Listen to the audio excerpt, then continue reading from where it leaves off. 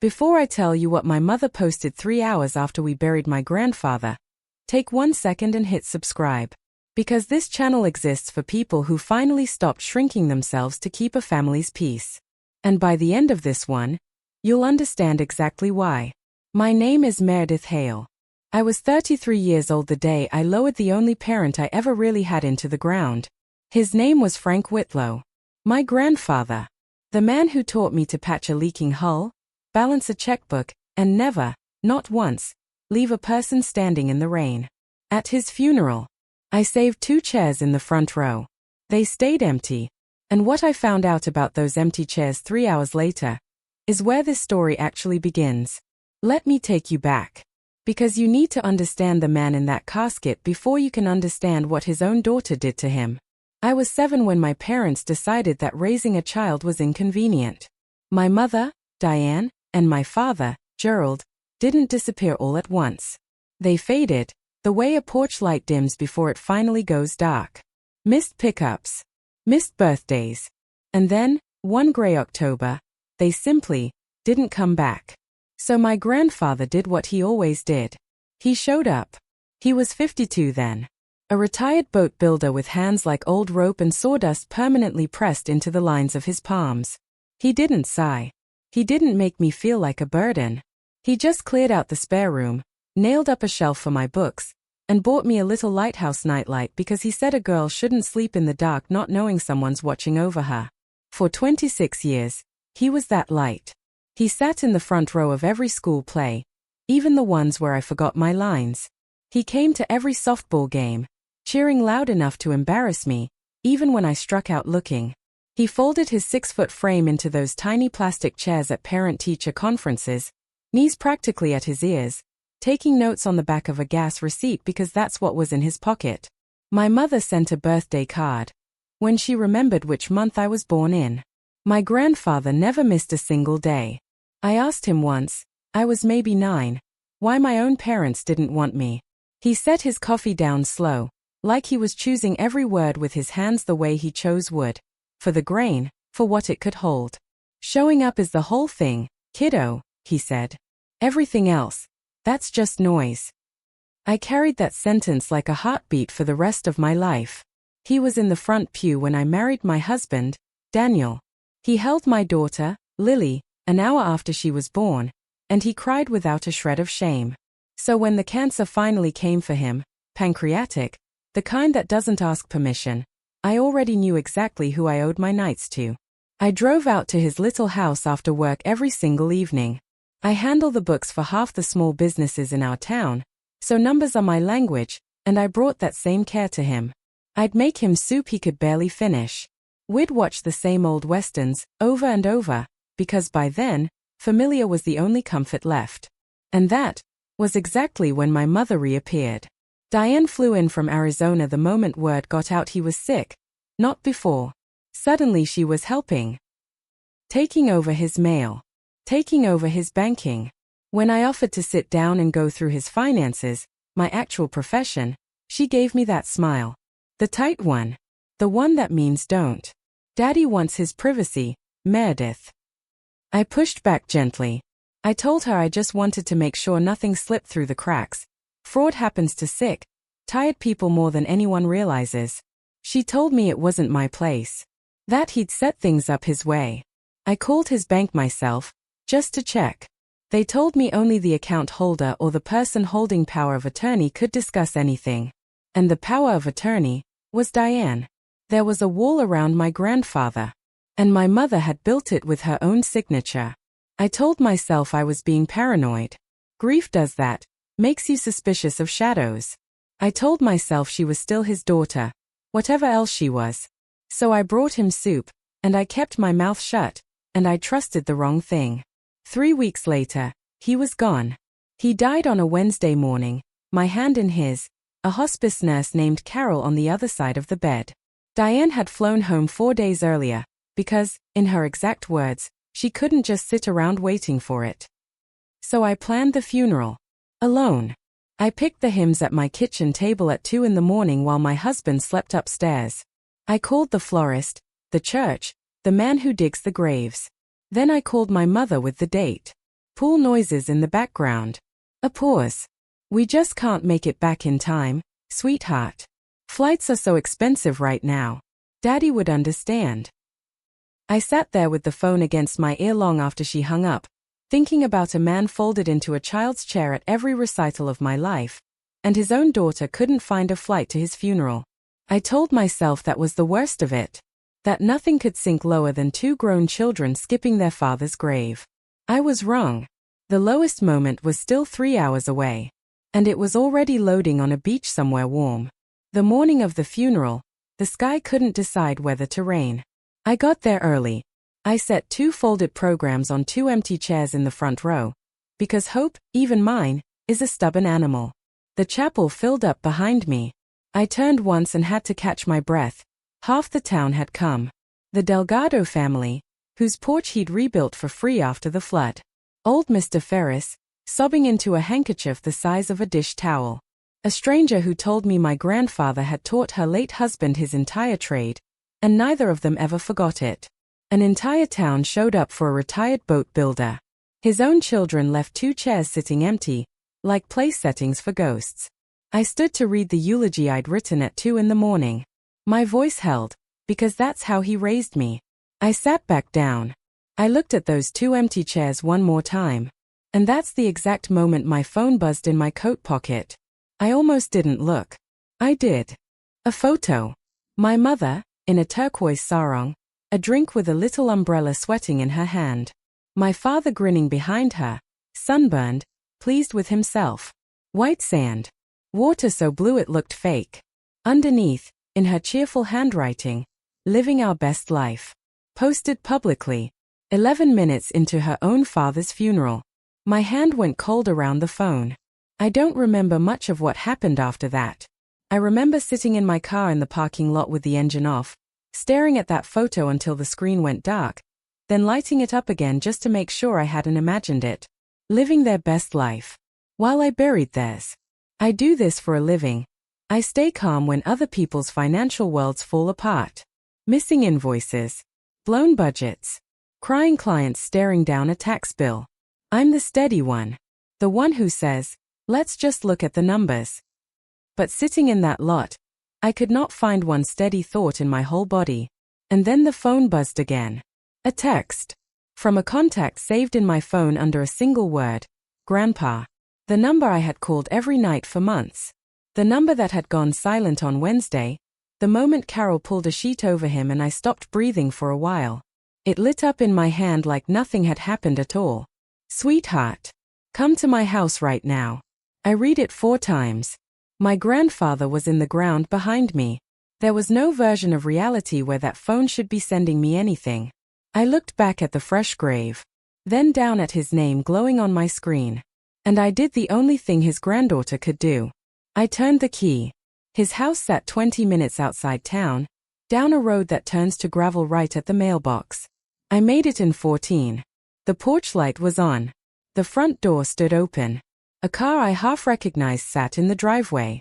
I walked up steps we'd repainted together the summer I turned 12, and inside, at his kitchen table, sat a heavyset man in his 60s, reading glasses pushed up on his forehead, my grandfather's phone resting in his hand. Walter Combs. His attorney of 30 years. The closest thing to a best friend that stubborn old man ever let himself have.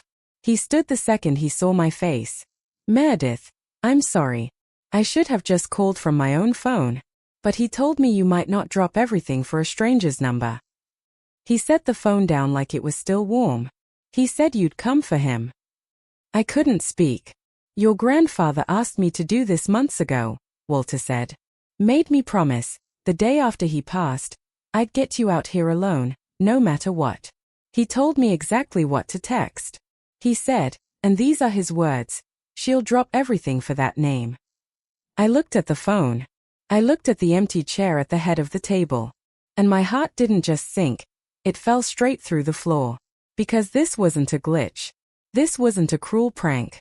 This was my grandfather reaching for me one last time from the far side of the worst week of my life. Which meant, he'd known something was coming. There's a box, Walter said quietly. He wanted you to have it. It was an old cigar box, the kind he used to keep loose screws in. My name was written on the lid in his shaking block letters. Inside were 3 things: a journal, soft blue cover, worn at the corners, a thick stack of bank statements, photocopied and clipped together by month, and a folder holding one legal document I recognized before I even finished reading the header, because I've filed 100 of them myself. A durable power of attorney. My mother's signature on the line. Your grandfather didn't trust his daughter, Walter said gently. Not at the end. He wanted you to have the truth, Meredith. Not just the grief. He said you were the only one who'd know what to do with numbers. And the only one who ever actually showed up. I ran my thumb along the worn blue cover of that journal. I could feel where a trembling hand had pressed too hard into the pages. I didn't open it that night. I wasn't ready, but sitting there with that box in my lap, I understood my life had just split cleanly into a before and an after. My husband Daniel was waiting up when I got home, Lily finally asleep, the porch light burning for me the way my grandfather's always had. He took one look at the box and my face and put the kettle on without a single question. He's good like that. An electrician by trade, a man who believes, almost stubbornly, that everything can be fixed. I told him about the beach photo, about the text from a dead man's phone. He sat down slowly across from me. Then I opened the journal. My grandfather's handwriting had always been square and certain, a craftsman's hand. But these pages started strong and steadily came apart, the letters loosening as the illness took hold of his grip. The early entries were simple. Bad night. Carol changed the dressing. Meredith brought soup. Watched the westerns. Then, a few weeks in, something shifted. Money's tight again. He'd written. And I don't understand why. Diane says I spent it. Maybe I did. I get so tired lately. I can't always remember. I read that line 3 times. My grandfather never lost track of a nickel in his life. He kept receipts in showboxes sorted by decade. And here he was, in his own failing hand, apologizing for money he never spent, because his daughter had convinced him his own mind couldn't be trusted. The kettle screamed. Neither of us moved to take it off. Somewhere in these pages, I already knew, was the shape of the thing that had built a wall around a dying man. Numbers are the one place I never lose my nerve. And my grandfather, God bless him, had started keeping his own. After his first round of chemo, he wrote that Diane had sat him down and told him his mind wasn't safe anymore, that he needed help, that she'd take the burden off him. She'd brought papers already filled out. He signed at his own kitchen table. A day after treatment had left him too weak to lift a spoon. He signed because she was his daughter, and he was frightened, and a father wants so badly to believe his child is reaching out a hand instead of into his pocket. Then the entries turned into a ledger. 400 gone on the 9th. Didn't buy a thing. 600 on the 15th. Carol drove me to the pharmacy. That was $40, total. He'd started to notice the gaps. In his weakest months, some quiet, unbroken part of him had begun keeping a private tally, because he knew exactly what he was watching happen. She thinks I'm too far gone to count, he wrote near the bottom of one page. I'm not. I just can't stop her. The bank won't talk to me anymore. They only talk to her. And beneath that, pressed so hard into the paper the pen nearly tore through. I gave her a key to the house. She took the house. Not the building, everything else. I set the journal down and looked at the stack of statements he'd left me. He'd built me a map. All I had to do was follow it. The one thing in this entire nightmare I actually knew how to do. I spread those statements across my dining table the way I do for any client audit, oldest to newest. I started reconciling. Most people find this part of my job tedious. I find it honest. Numbers don't have a side. They don't love you, and they don't lie to you. They just sit there, patiently, and tell you exactly what happened. What happened to Frank Whitlow was written in plain black ink, transfer by transfer. Starting the month after that power of attorney was signed, money began leaving his savings in steady, deliberate bites. Not medical bills. I checked every single hospital and pharmacy charge, and those were small and separate. These were clean electronic transfers, moving on a regular schedule into an account ending in the same 4 digits, over and over. Some months $3,000. Some months 11. A loan here. A reimbursement there, though I couldn't find one single thing she had ever actually bought him. A dying man's own savings, walking out the door toward Arizona, month after month after month. I built a spreadsheet the way I've built 10,000 of them, and I watched the running total climb up that right-hand column like a fever breaking a healthy patient. Daniel brought me coffee at 1 in the morning and didn't say a word. He knows the look I get when numbers start telling a story I don't want to hear. Grief makes you doubt yourself. It makes you wonder if you're the one twisting things. But numbers don't grieve. They just tell the truth. And that truth was climbing faster than I wanted it to. Before I did anything else, I owed myself one honest conversation. I called Arizona the next morning, sitting alone in my car so Lily wouldn't hear. Diane answered bright and breezy, still riding whatever higher beach vacation leaves behind. I kept my voice level. I told her I'd been going through Dad's paperwork, that there were withdrawals I couldn't account for, and I asked, plainly, what the transfers to her account had been for. The warmth dropped out of her voice like a trapdoor swinging open. That is none of your business, she snapped. I was the one settling his affairs. His affairs, she went on, and laughed, an ugly, brittle sound, our family business. And last I checked, you're not really family, are you? I said nothing. I let her keep talking, the way you let a dishonest client dig their own hole during an audit. He felt sorry for you, she said. That's all it ever was. You want the truth, Meredith? You're his charity case. Not his blood. His blood is me. And what's mine is mine. Then she hung up. I sat in that driveway a long time with the phone in my lap. Charity case. Not his blood. She'd handed me the exact sentence she believed would break me. The one designed to make me sit down, stay small, and be grateful for scraps. 20 years ago, it might have worked. But I wasn't 9 anymore. And I had a spreadsheet at home that didn't care whose blood ran through anyone's veins. I met with Walter and asked him to walk me through the legal side, plainly, like I was a jury and not the granddaughter. A durable power of attorney doesn't make you an owner, he said. That's the whole point of it. It makes you a fiduciary. She was legally required to act in his interest, not hers. Every dollar she moved had to serve his care, his bills, his comfort. She cannot lend it to herself. She cannot gift it to herself. She cannot reimburse herself for things she never actually bought him. He looked at me over his glasses. What you're describing isn't a family disagreement, Meredith. That's a breach of fiduciary duty. And past a certain amount, taking from an elder like this has a name the state takes very seriously. I asked what I could actually do. You can petition the probate court for a formal accounting, he said. It forces her to open the books and justify every transfer, under oath, within 30 days. If she can't, and from what you've shown me, she can't, that failure becomes evidence. At that point, it's not just civil anymore. It can go to a prosecutor. Then his voice softened. But I want you to really hear this part. This is your mother. Once you start this, there is no quiet way to finish it. You could send her to prison. Family doesn't usually come back from that. I drove home with the whole shape of it laid bare in front of me. There was a legal road. It ran straight through my mother. And I hadn't decided yet whether I had the strength to walk it. That night I went back into the journal, further than I'd read before, into the final entries where his handwriting barely held its shape anymore. Tucked between 2 pages, I found a scrap of paper torn from an old prescription pad. For account numbers, written in that failing, trembling hand, savings, checking, a certificate of deposit, and one I didn't recognize at all. Beneath them, one line.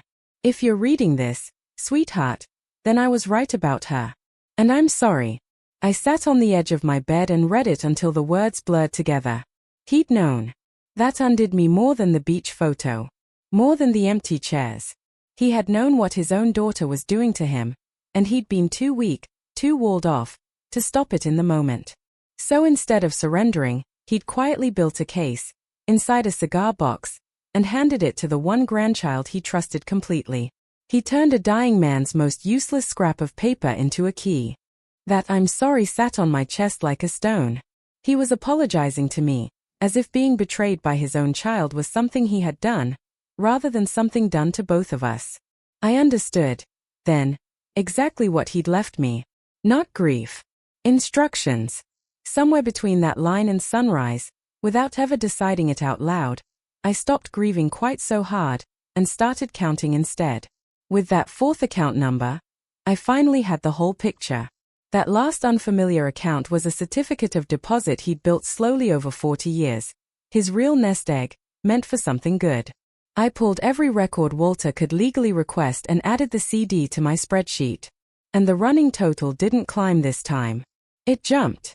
She hadn't just been skimming his monthly savings. Somewhere in his weakest month, while he was too sick to sign his own name steady, she had used that power of attorney to cash out the entire certificate early, eating the penalty without blinking, and moved the whole sum south. I ran the total 3 times. I didn't believe it the first 2. $438,000. Drained from a man who ate toast he couldn't finish and wore the same flannel shirt for 15 winters because a good shirt shouldn't be wasted. I thought about him writing 400 gone on the 9th, didn't buy a thing, apologizing in his own private diary for spending money he never spent, while nearly $500,000 walked out the back door behind him. I closed the laptop very gently. If I hadn't closed it gently, I would have thrown it across the room. It didn't make me hysterical. It made me certain. The first call came from my uncle, Ray, Diane's younger brother. I made the mistake of thinking he'd be on my side. He'd always been the soft one, the uncle who slipped me a $5 bill at Christmas. He started gentle. He'd heard I was upset about some money. Did I really want to tear the family apart over Dad's estate? I told him it wasn't the estate. I told him she'd drained the accounts while he was dying, $438,000, and I had the paper trail to prove it. Silence on the line. I could hear him doing math, and it wasn't sympathy he was calculating. Whatever happened, he said finally, his voice thinner now, it stays in the family. You drag lawyers into this. There's nothing left for anybody. Diane says there's supposed to be a share for me too. Don't blow that up. There it was. He wasn't afraid for his father. He was afraid for his cut. He was standing in a burning house, asking me not to call the fire department in case the water damaged his half. That was the first relationship to go. I understood something cold and clean, standing at my window afterward. This was never going to be just me against my mother. This was going to be me against everyone who wanted a piece and was willing to call Betrayal family business to keep it. The one I never saw coming was Daniel. He waited until Lily was down for the night, sat across from my spreadsheets with both hands wrapped around a mug of coffee he never drank, and said the thing carefully, like he was handling a live wire. I love you. And I loved Frank. But maybe we let this one go. I stared at him. It's not our money, he said. It never was. You go to war with your mother, and it's years, and it's lawyers, and it's Lily watching her mom tear herself apart over a dead man's bank account. He can't spend it now. Let's protect what we've got and just walk away. He wasn't being cruel. He was being a father standing between his family and a fire. But it landed like a betrayal anyway, because he was the one person I expected to stand beside me without question. It was never about the money, Daniel, I told him. It's about a man who came to every single thing I ever did in my life. And his daughter couldn't be bothered to come to his funeral because she was too busy spending what she stole from him. If I let this go, then showing up meant nothing.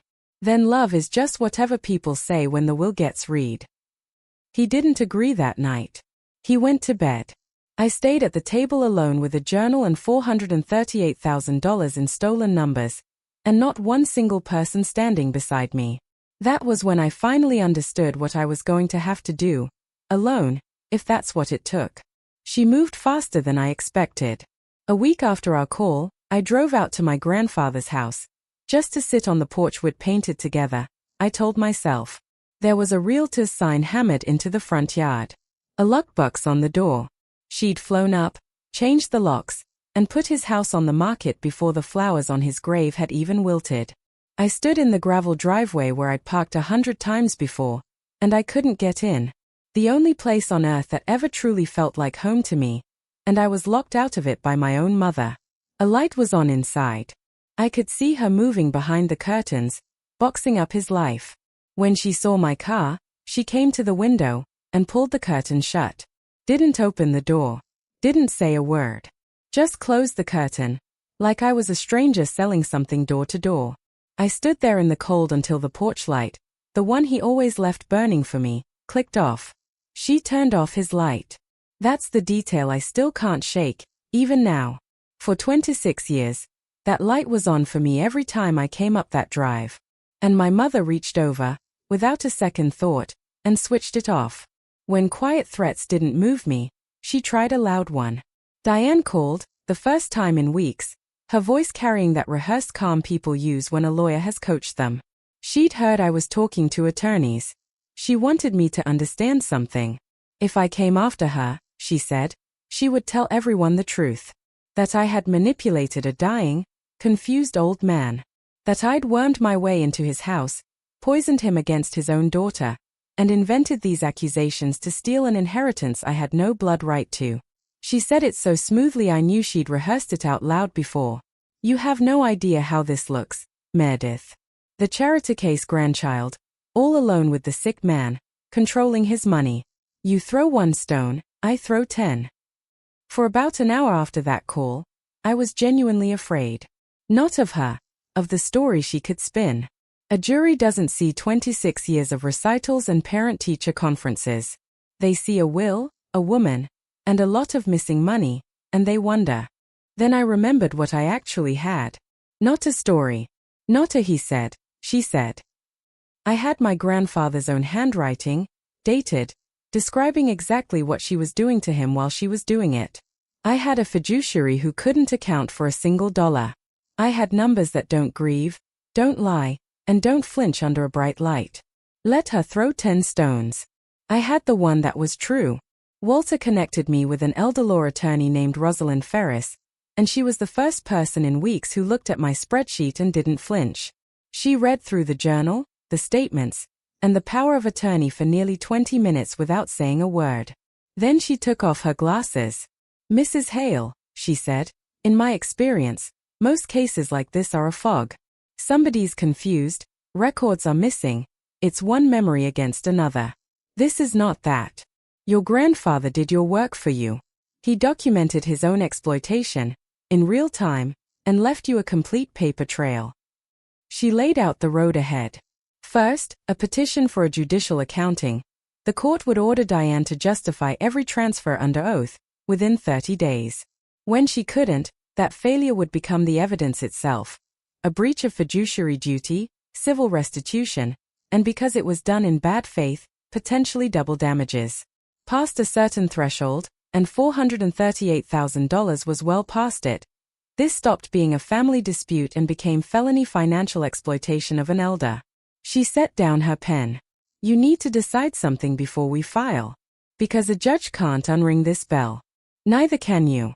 Once I petition, your mother is on a track that can end in handcuffs if the evidence holds. And Mrs. Hale, your evidence holds. I told her I needed one night. I meant it.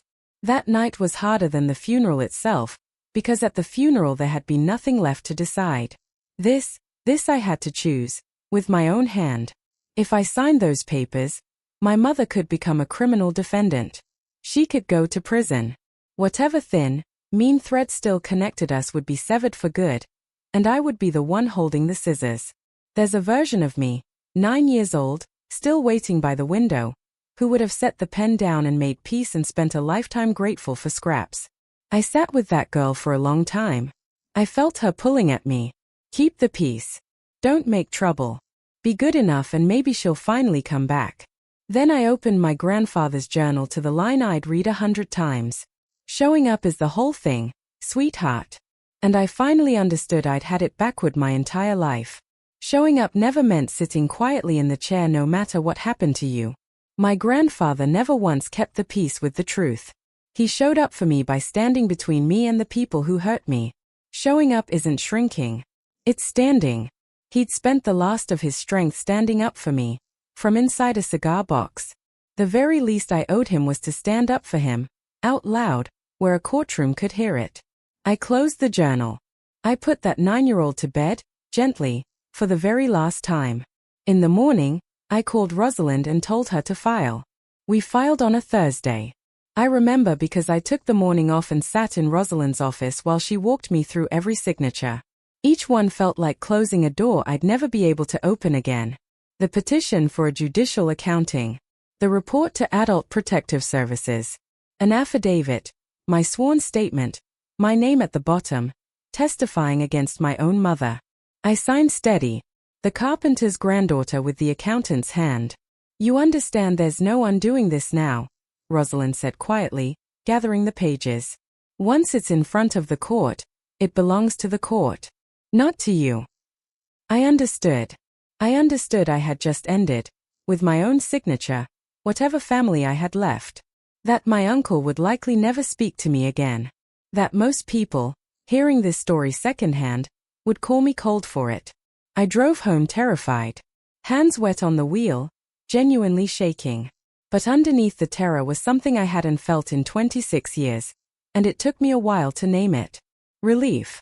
The specific, quiet relief of a woman who has finally stopped auditioning for a love that was never going to be given, and started standing on solid ground instead.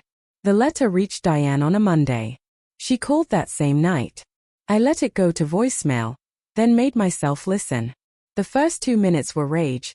I was a viper, a liar, a nobody who'd crawled in off the street and turned on the family that took me in.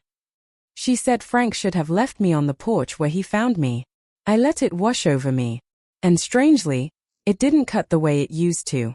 Then, mid-sentence, her voice changed. Soft. Wet. Pleading. The fastest hairpin turn I'd ever heard. Sweetheart, she said. She had never once called me that in her life. That was his word.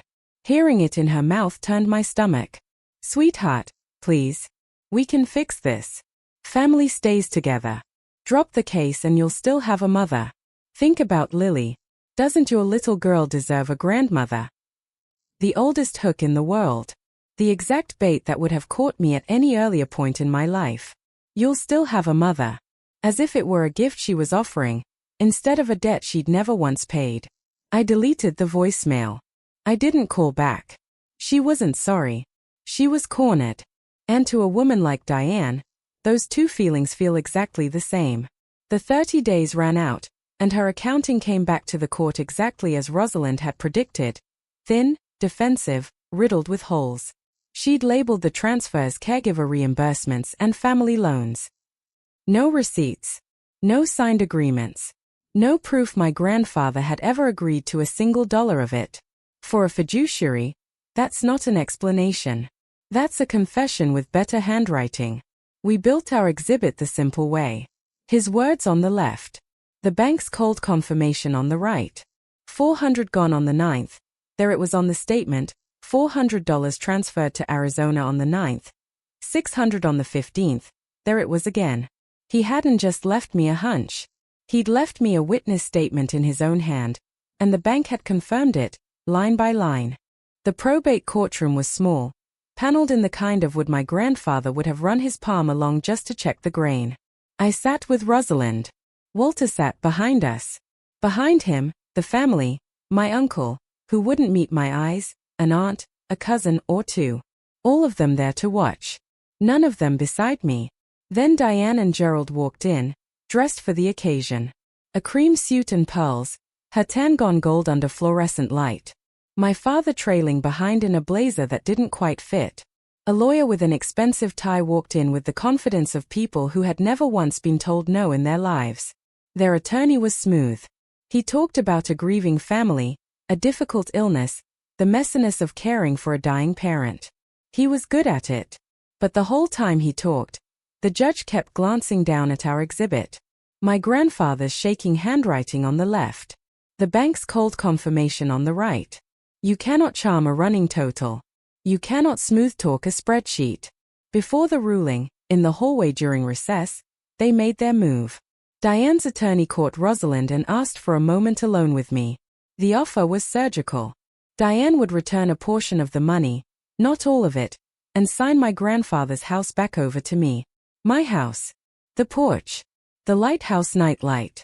The light she'd switched off. In exchange, I would withdraw the criminal referral, drop the affidavit, and sign a confidentiality agreement. Then Diane herself stepped into that hallway, because she couldn't help it, and reached for my hand. Take the house, sweetheart. Let's put this behind us. You'll still have a mother. I stood there and understood, with total clarity, the exact shape of the trap. It was built entirely out of everything I had ever wanted. The house. Peace. A mother, even a terrible one, instead of no mother at all. All I had to do was be quiet. Take the gift. Let her walk. I looked at her outstretched hand. I looked at Rosalind, who said nothing, who let the choice be entirely mine. I took my hand back. No, I said. Just the one word. Quiet. The way my grandfather taught me to say the things that mattered most. Back inside, when the exhibits were offered into the record, I asked to speak, and the judge allowed it. I didn't raise my voice. I laid it out plainly, in order, no heat, the way I lay out an audit for any client. I read my grandfather's own words first. Money's tight, and I don't understand why. She thinks I'm too far gone to count. I'm not. I just can't stop her.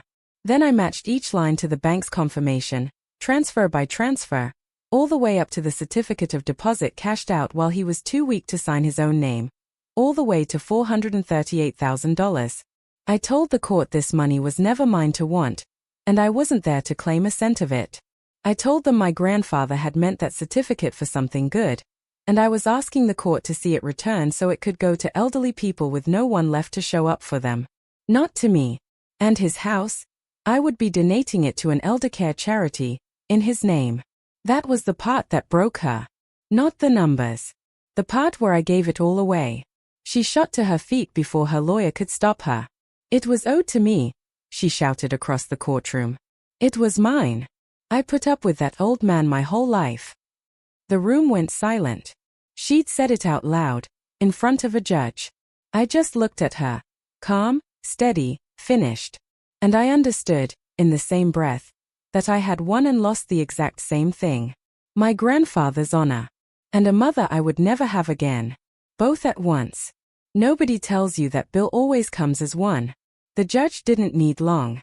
He found Diane had breached her fiduciary duty in the plainest terms, that every transfer had served her and not the man she was sworn to protect, and that her own outburst had spared the court the trouble of proving intent. He ordered full restitution of $438,000, doubled for bad faith. Then he did the thing that couldn't be undone. He referred the matter to the county prosecutor. Felony financial exploitation of an elder. I watched it land on her. Watched the cream suit and the gold tan stop meaning anything at all. My father, who had ridden her coattails all the way to a beach in the sun, leaned away from her in his ill-fitting blazer, already calculating how to save himself. He always did travel light. Diane looked at me across that small courtroom, and for 1 second, the mask slipped. Not remorse. I don't think she has that in her. Fear. The real kind. The fear of a woman who spent her whole life certain that confidence could rewrite any number, and had just learned that it couldn't. I didn't gloat. There was nothing to gloat about. I looked past her instead, to the empty chair at the end of our table, where Walter had set my grandfather's blue journal. And I said, quietly, just for him. Numbers don't grieve. They just tell the truth. He'd kept his own, in a shaking hand, all the way to the end, so that one day this room would finally have to listen. And it had.